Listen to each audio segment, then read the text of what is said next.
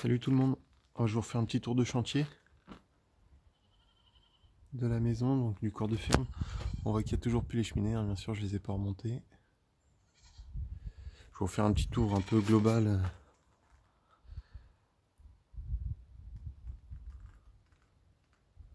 Donc là à chaque fois je commence à filmer ici, c'est le petite salle de repos on va dire. Donc là on s'installe, on est dehors, enfin on est sous un toit. Où on mange, on vient boire un coup. Puis là c'est quand il fait un peu plus frais, bon il n'y a pas le chauffage mais c'est toujours mieux. On a mis un frigo. Là-bas il y a une cafetière, enfin il y a tout ce qu'il faut quoi. Donc là, la petite salle de repos. Ensuite, on va aller voir un coup les gravats, alors ici. Donc les bidons d'eau, on n'a toujours pas l'eau. Hein. Normalement ils viennent le 15 août par là.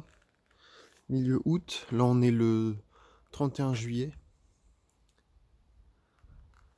Donc encore un gros tas de gravats. Bon ça va encore augmenter. Il reste un mur en briques pleines là à venir remettre par-dessus. Les petites dépendances. On n'y a pas encore touché.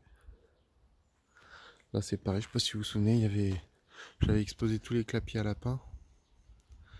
On les a mis au gravat pareil. Il reste que quelques briques, ça je vais les conserver.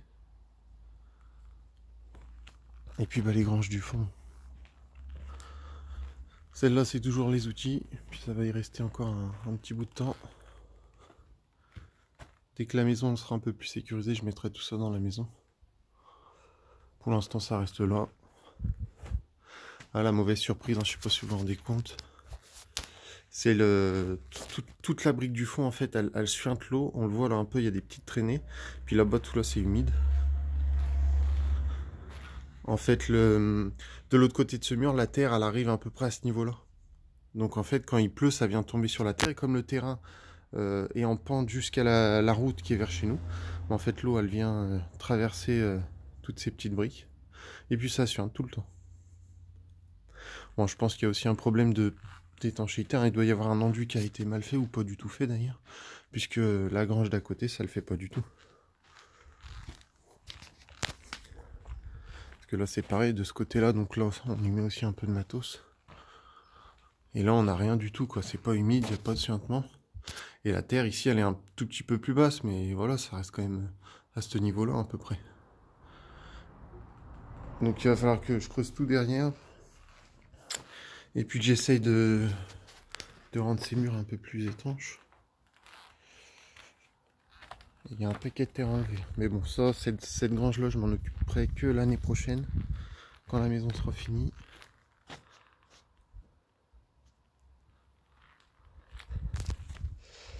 Hop, et puis on va voir à l'intérieur ce qui a changé.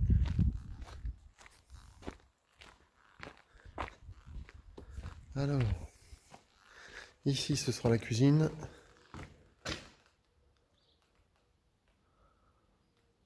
Donc là, on est venu faire on est venu mettre des dalles d'OSB sur toute cette surface pour pouvoir modifier la charpente pour être un peu plus à l'aise. Puis pouvoir mettre le petit échafaudage qu'on a.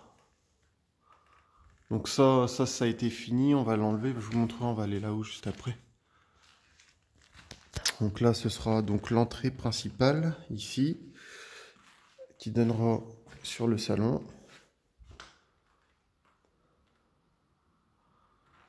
Dans tout ça je crois que c'était déjà comme ça. La cheminée qui est tombée là aussi, je vous l'avais montré. Les madriers, il en reste encore quelques-uns. Normalement j'ai pile le compte. Et puis là aujourd'hui on va faire tomber le solivage. Donc cette partie là, les jambes de force là, elles ont été installées. Donc on va pouvoir faire tomber tout le solivage ici de ce côté. De ce côté là on le laisse. Puisque aujourd'hui on installe les jambes de force de ce côté là. Les deux de gauche et puis les deux de droite. Donc on va refaire un petit plancher à l'étage pour pouvoir être un peu plus à l'aise. On va y aller de ce pas.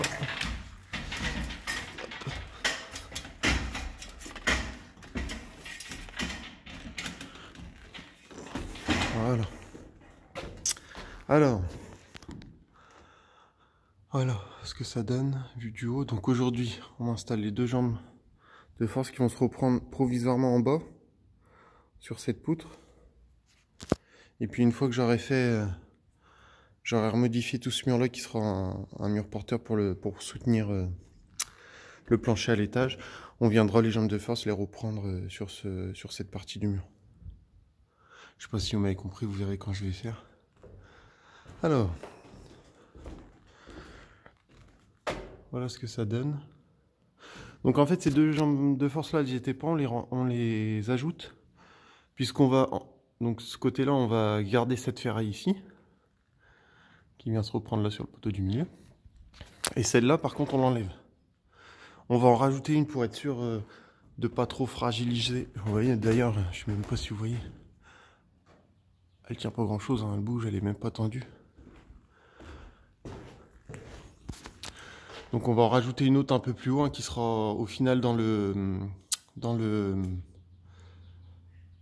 plafond. On la verra pas, mais elle sera plus haute. Donc bon, ça devrait tenir quand même, mais par souci de sécurité, on a préféré rajouter des jambes de force au bout, des deux côtés au final. Vaut mieux en faire plus que pas assez. Donc là, on en a fait certainement trop, mais au moins, voilà. Une fois que tout est fini, le placo est mis, on se dira pas mince, il faut redémonter, on aurait dû mettre ça quand même. Donc là, c'est fait. Voilà, on va modifier tout ça. Donc là, c'est pareil, hein.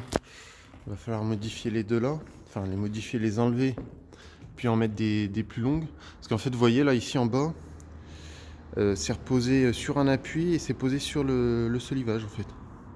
Ça descend pas venir se prendre sur la poutre du bas. Moi, je vais les enlever et je vais remettre des plus longues qui viendront se reposer sur la poutre plus en bas. Je pense que ce sera plus solide comme ça, parce que là, si j'enlève, je suis obligé d'enlever mon solivage ici, ça va être l'escalier. Donc si je l'enlève, tout ça, ça sert à rien quoi au final. Ça va s'écrouler. Et puis donc là, c'est le petit plancher qu'on est venu faire. Voilà, avec des dalles d'OSB, c'est du 18, là j'ai pas trouvé de 22. Je vais aller prendre ça chez Brico Dépôt. Et ils font pas de 22. C'est de l'OSB 200. Donc voilà, ici, du fileté qui traverse. Et puis fixé là. Donc pour l'instant, j'ai venu fixer simplement avec 3 vis sur le côté. J'ai une petite entaille pour reprendre un peu plus les forces. Et par la suite, je viendrai rajouter un gros bloc pour pouvoir prendre en sandwich les deux madriers sur ce gros bloc du milieu qui sera lui fixé contre le mur. Ce sera plus solide. Pour l'instant, là, c'est assez. De manière, les ferrailles, je les enlèverai vraiment au dernier moment. Donc voilà, j'espère qu'aujourd'hui, on va finir. J'aimerais bien les deux côtés, mais je me dis, ça paraît pas, mais faire déjà juste ici, juste une jambe, avec les entailles au niveau de l'ancienne charpente, au final, ça prend tout de suite facile le temps de mesurer. Enfin, là, je vais installer le plancher, mesurer. Ça prend facile 3 heures, 3-4 heures, plus l'installer, ça c'est le plus long. Et il faut faire les deux côtés. Enfin, vous voyez celle qui sera face à moi et de l'autre côté, quoi, au final. Donc ça prend tout de suite une journée, puis après il y a l'autre côté. Donc je me dis, là j'ai du monde qui va arriver, on va être 4 aujourd'hui. Donc ça peut aller un peu plus vite que prévu. J'espère qu'on fera les deux côtés. Comme ça je pourrais commencer à virer tout ce pan de bois là. Vous avez vu, j'ai déjà viré ce qu'il y avait au milieu. Et ensuite, on pourra commencer à descendre tout doucement. Puisque là, au final, à l'étage, il me reste quoi à faire? Il me reste à modifier donc cette ferme ici, là. Une fois que ça s'est modifié, donc je remplace les deux jambes de force de chaque côté, non, juste celle-là. Et puis en fait, celle-là, je pense que je vais l'étayer. Et une fois que j'aurai mon nouveau plancher, elle se reprendra sur le nouveau plancher. Parce que ça apparaît pas, mais c'est quand même du boulot à remplacer tout ça. Et donc une fois que tout ça c'est fait, je vire tout le plancher. Aujourd'hui on va virer toute cette partie-là, tout ça, il n'y aura plus rien. À part la grosse poutre du milieu, ça c'est normal. Hein. On va pouvoir virer aussi donc ce que je vous disais en bas, là, tout ce qu'il y a au fond. Et puis une fois que cette partie-là de la dernière partie là, elle sera modifiée, on pourra virer vraiment tout l'étage. Faire tomber ce mur, ce mur porteur, enfin porteur de l'étage quoi au final, c'est pas, ça tient pas la toiture, ça tient juste le plancher. Donc ce mur là c'est que de la brique, ça va faire encore du gravat, et puis ce mur là bah, c'est du pan de bois, on le voit ici.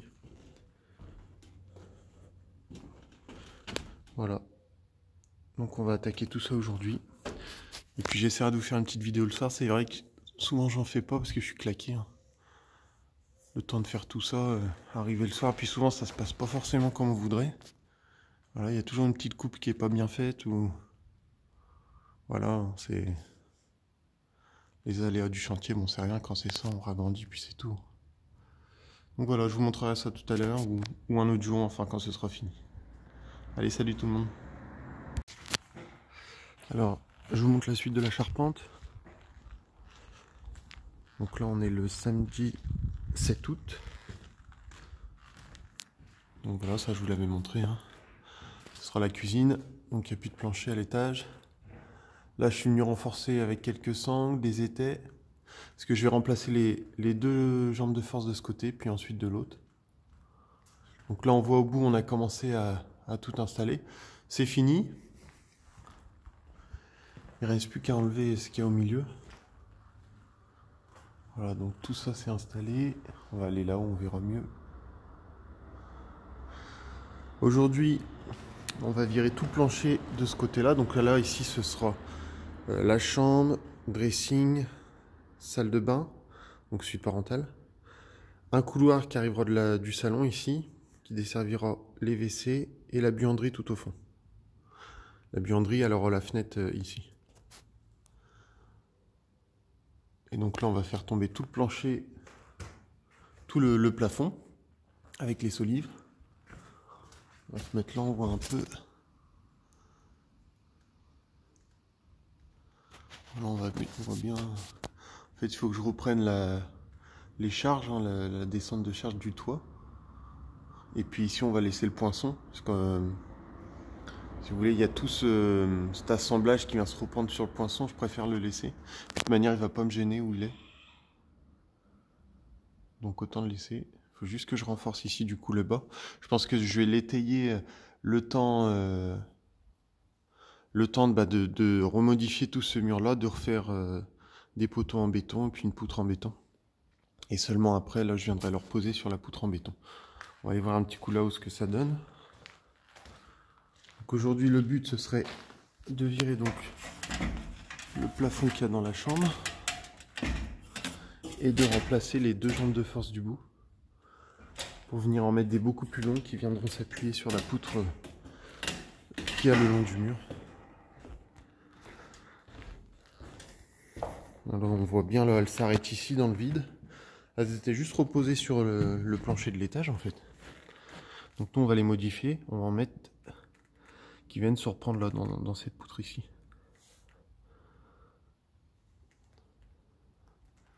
Alors, je sais pas trop à quoi m'attendre. Je vous rappelle, je suis pas charpentier. Donc j'espère que quand je vais en enlever une, ça va pas trop craquer. C'est pas évident de se rendre compte de la force qu'il y a sur ces poutres là. Donc j'enlève et puis j'y vais tout doucement avec les étais un peu partout. Et puis on voit si ça bouge, si ça craque, ça fait du bruit. On verra bien. C'est un peu sport en plus, hein, est à cette hauteur. Là, ce que je mets, c'est des madriers, comme cela. Il y a 4,30 m, je crois. En madrier de 10 par 230. Donc ça fait quand même son poids, faut les lever, faut les maintenir. Puis ensuite les visser. Donc voilà, tout ce côté, il n'y aura plus toutes ces solives-là. Et puis seulement à la fin, je vais venir couper, tronçonner tout ça pour le faire tomber. J'ai commencé hier, j'ai fait cette partie-là. Bon là c'est pas propre, hein, je referai bien quand j'aurai le plancher à l'étage, le nouveau. Ou alors un bon échafaudage en bas, parce que là je suis pas vraiment à l'aise avec la tronçonneuse pour venir couper à bout de bras. Et puis ensuite je viendrai voilà, tout virer. Et ça nous fera un grand étage. Ça va nous faire une grande maison. Une grande maison, toute hauteur.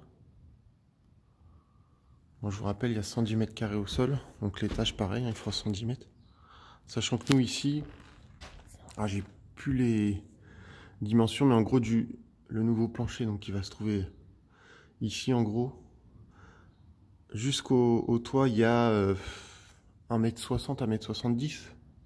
Donc après, avec l'isolation du mur, l'isolation de la toiture, bon, on va perdre un tout petit peu en loi Carrez, quoi. Le loi Carrez, je crois que c'est 1m80. Donc on va perdre un tout petit peu. L'étage, il sera peut-être à 100 mètres carrés. Donc voilà, on fait tout ça. Là, on voit les sangles. J'ai mis des sangles, c'est 350 kg, une sangle. C'est ce qui est noté là quand je les ai achetées. Là, elles sont bien tendues. Je les ai mis pour éviter que la charpente, elle s'écarte. Bon, il n'y a peut-être pas besoin, mais je préfère. J'ai foutu des étais partout. Je préfère en faire de trop que pas assez. J'espère que c'est assez. On verra bien. De manière, là, le but, c'est de venir dévisser les boulons, d'enlever une seule jambe de force, de remettre tout de suite la nouvelle, et puis de recommencer pareil de l'autre côté. Comme ça, il y en aura toujours au moins une qui va rester en place. Ça va être sport tout ça. Je vous montrerai le résultat après. Bon, je vous montre la suite, ce que ça donne. On a tout éboulé. Alors, donc là, la future cuisine toujours. Et voilà. Plus rien. On a tout viré. Donc là, on part vraiment de zéro. On a tout cassé. On va vraiment reconstruire comme on veut. Donc là, on a fait tomber ça hier. On va hier avant-hier. Hier, on n'a rien fait. Donc on va tout nettoyer. Là, le poinçon de la ferme, il tient avec des étais. Pourquoi? Alors, en fait, je suis pas sûr que ça tienne. Tout simplement. Donc quand j'ai un doute, je fous des étais. Je coupe tout. Et puis là, une fois que tout est propre, je vais descendre tout doucement les étais. Puis je vais voir ce qui se passe. Et puis bah voilà. Bon, normalement, ça va tenir. Hein, mais je préfère toujours faire ça. Si je suis pas sûr, je fais ça. Il me reste à bien fixer les jambes de force contre les murs. Vous voyez, là, c'est un peu vite fait. Et il me reste à tendre 2 câbles. Alors, je sais pas trop comment ça s'appelle. En fait, c'est des câbles métalliques que je vais venir tendre d'ici. Alors, si on voit mon dos, ça sert à rien. D'ici jusqu'à cette jambe-là, en fait. Ça va passer dans le plafond, on ne la verra pas. Et je pense, en fait, ça va tenir l'écartement de la maison. C'est pour pas que les jambes de force, en fait, poussent sur le mur et finissent par le faire sortir par dehors, en fait. Je sais pas si vous m'avez compris. Donc, en fait, je mets ces câbles pour éviter que la maison s'écroule, on va dire. C'est provisoire. Après, je vais faire mes 2 petits murs porteurs là, en IPN et donc tout ça, ça va être tenu. Les IPN vont être fixés sur les murs. Ça bougera plus, mais en attendant, je vais foutre ces 2 câbles. C'est des câbles, je vous montrerai de manière une fois que c'est fait, des câbles de 6,5. Donc voilà, un gros coup de nettoyage. Ça va nous faire des gravats encore en plus. Ouais, c'est des petites briques comme ça là. Bon, ça va bien tomber, hein. Des coups de masse, on casse tout le haut, puis après on pousse un coup de mur et c'est par terre. Bon, je vous laisse là-dessus, puis je vous montrerai la suite. Bon, je vous montre l'intérieur une fois nettoyé.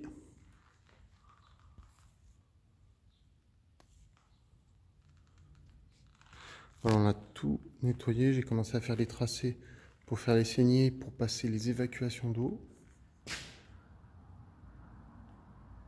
Là, on se retrouve vraiment avec une grande pièce toute vide. C'est bien propre. Ce matin, là, on est le samedi 14 août.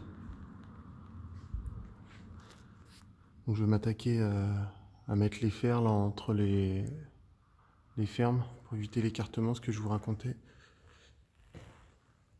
Et puis, on a reçu, je vous montre un petit coup, le sable et les cailloux. Que ce soit pour faire le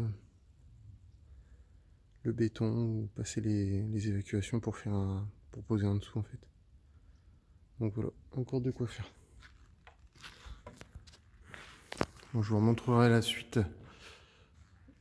une fois que tout sera installé. On va essayer. Je vais voir une fois que le câble du four sera tendu. Il faut que je passe celui-là, sauf que celui-là, le problème c'est que là, il faudrait que je perce carrément cette poutre ici. Bon, plus haut bien sûr, je perce et il faut que je tombe derrière de l'autre côté. Sauf que de l'autre côté c'est chez la voisine, donc je vais voir. Faut que j'aille la voir pour pouvoir installer tout ça. Et là de ce côté-là, donc je suis dans la cour, c'est pas grave.